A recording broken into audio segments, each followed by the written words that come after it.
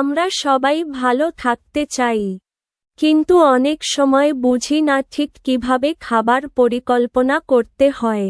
আজকে জানব কিভাবে সহজভাবে একটি স্বাস্থ্যকর ডায়েট প্ল্যান তৈরি করা যায়। প্রথমে মনে রাখবেন, ডায়েট মানে না খাওয়া নয়, বরং সঠিকভাবে খাওয়া।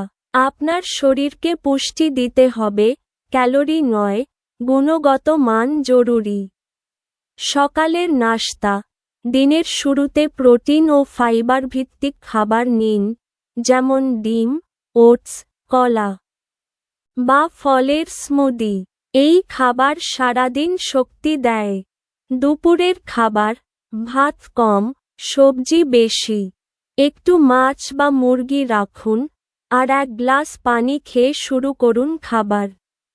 বিকেলের নাস্তা। চিপস বা ফাস্ট ফুড বাদ দিন। বাদাম, ফল বা গ্রিন টি নিতে পারেন। রাতের খাবার। সন্ধ্যা 8টার আগে হালকা খাবার খান।